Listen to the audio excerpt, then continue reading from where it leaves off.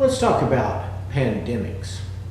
Now, we're not talking about Hollywood Andromeda strain type plagues where germs float miles through the air and that sort of thing. We want to talk about science and historical based pandemics.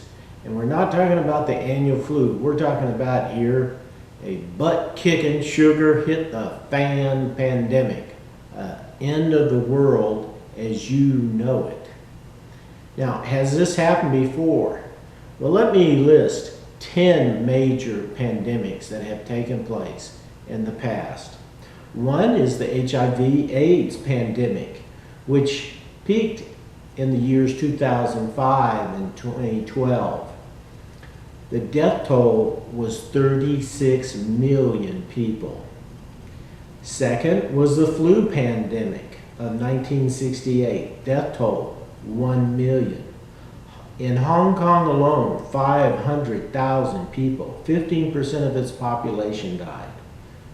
Three, the Asian flu in 1956 and through 1958. Death toll, 2 million. Fourth, the flu pandemic in 1918.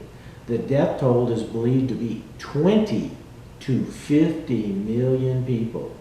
And this happened in the period of 1918 to 1920. In 1918, 10 to 20% of the infected died, up to 25 million deaths in the first 25 weeks alone.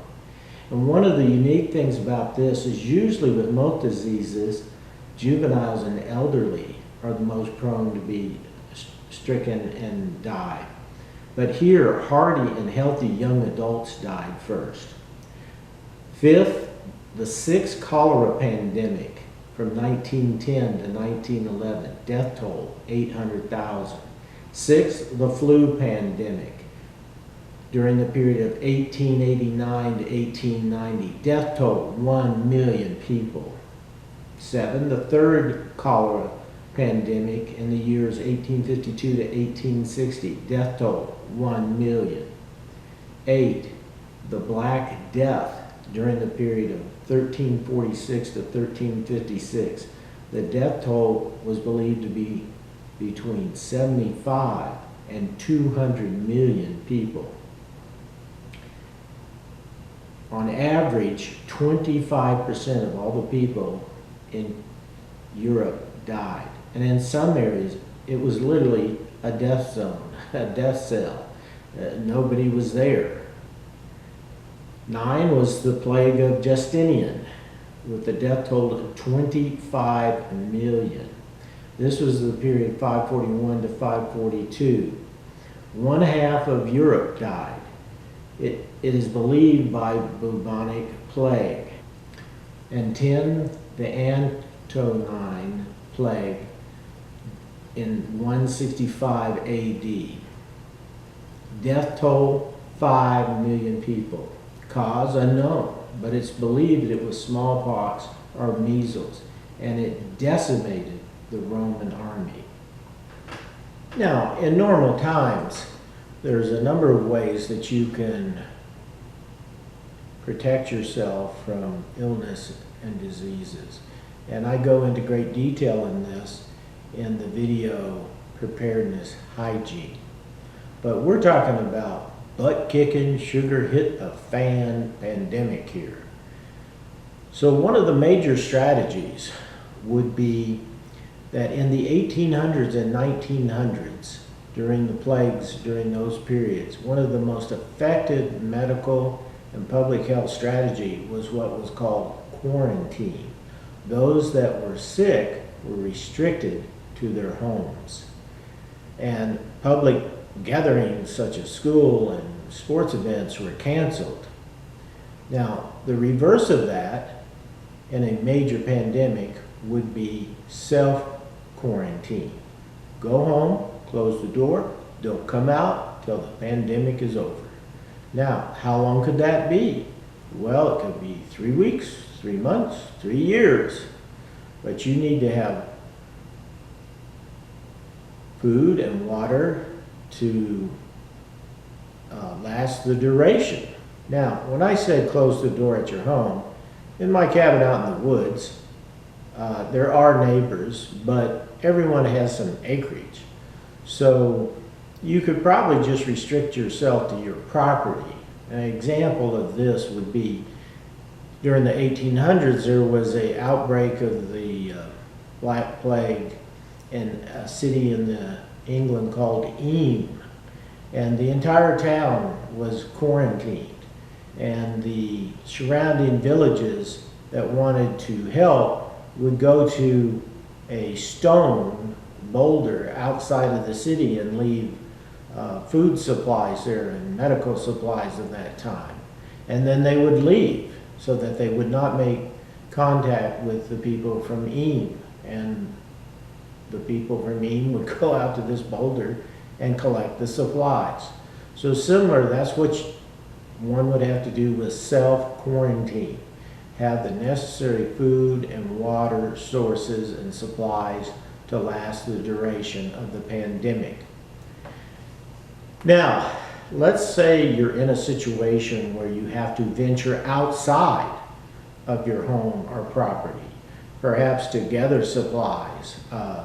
And in the transitional period before and after the pandemic, the major part of it, you're having to go to work. So what are some of the strategies you could use there? Well, what I would share with you is what I eventually evolved to when I was a practicing registered nurse. I'm currently retired.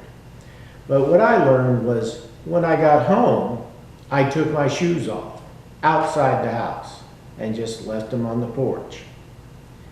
Now, in a really serious pandemic, you might consider something that they use in the poultry industry, where they have tens of thousands of feathered poultry in different houses. They don't want cross-contamination. So you could have a pan there that had a bleach solution, and you simply step into it with your shoes before you entered in the house.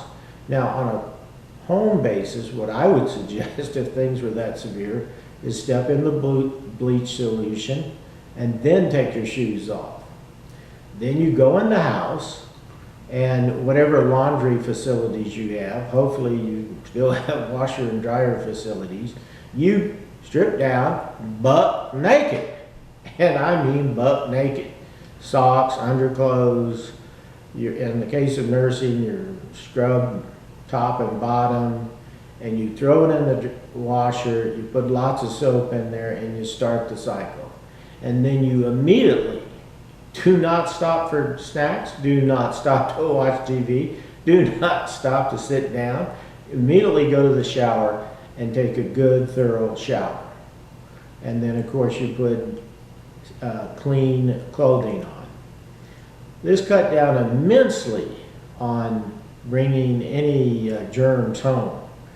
Likewise, when if you had to go into public, then prior to returning home, you want to wash your hands very thoroughly.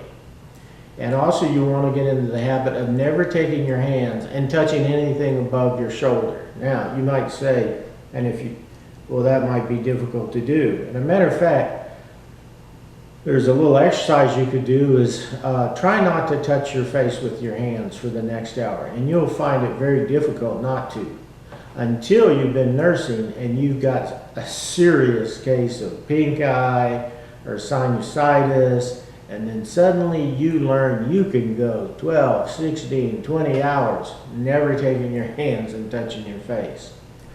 Also, when you have to be in public, there are a great deal of research that shows that moisture droplets, which carry germs, usually don't go any further than 12 to 15 feet.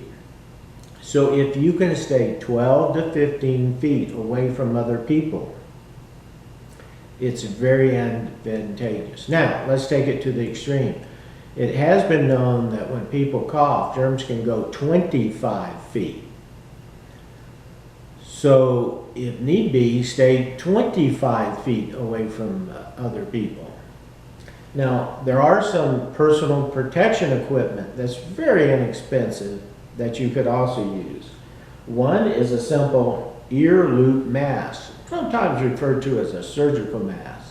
You put this on when you're in public, when anybody is coughing, and usually they're rated for about 95% of the particles will be filtered out.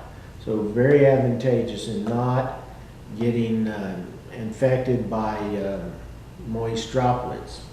Now you can even step that up and get what's called an N95 mask that looks like this.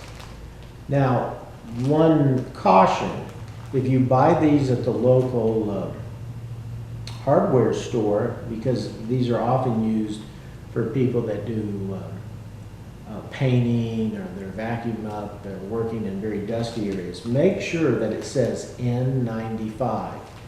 And even though the name says N95, they're rated to take out even more particles. Now, if you want a fail-proof system, well, you gotta have the bubble suit. And, you know, I inquired about this at one of the hospitals that I worked at. This was before the Ebola virus came to America, but they told me there was no bubble suits in the hospital. Now, another thing that could be very helpful is simply using some surgical gloves. And you should keep in mind, even though when you look at them visually, they may appear to have no holes in them. Microscopically, they may. So, on several occasions during my nursing experience and profession, I had to do wound care on flesh-eating bacteria. Well, the simple solution is you put on the gloves, you'll wash the gloves just like you were washing your hands, and don't forget to get between the fingers. You dried it off, and then you put a second pair of gloves on, and you wash those. So yes, you could have microscopic holes in both gloves, but you're certainly decreasing the odds that they're going to line up such that you could come in contact with germs or bacteria. Now, in addition, you will want some certain very basic nursing equipment at home. One is a thermometer. A thermometer to check on temperature is an excellent method of determining whether somebody has an infection. Another item would be to have the over-the-counter drug Imodium. This is used for diarrhea. A number of potential plagues, the big symptom that could be life-threatening is diarrhea. Well, Imodium stops diarrhea. Now, what most of the doctors would recommend prior to ordering Imodium is to have the patient poop until they're clear. In other words, it's nature's way of saying, get this nastiness out of me. So let them have 5 or 6 bouts of diarrhea before you give them the Imodium to plug them up. Another item is if you have vomiting or diarrhea, you lose electrolytes, which are chemicals that are required for healthy life. One way of replacing those, if you have someone that has severe diarrhea or vomiting, is products like Gatorade or similar sports fluids. Now, sometimes, especially sick people, will find those types of sports drinks agitating to their nausea. So, mix it half with water, or 1/4 and 3/4 water. But somehow, hopefully, they can keep the sports drink with its electrolytes down, because this would greatly improve their odds of surviving the symptoms of many diseases. Another aspect of preventing the disease of the pandemic from harming you or entering your home is what's called vector control. Now, a vector is something like mosquitoes, rats, fleas that carry the disease. So it's very important that you maintain personal hygiene. In the case of mosquitoes, that you want to drain any standing bodies of water near you that would provide a habitat for the mosquitoes. To not have trash buildup, or to properly dispose of trash so that rats and mice don't develop a habitation.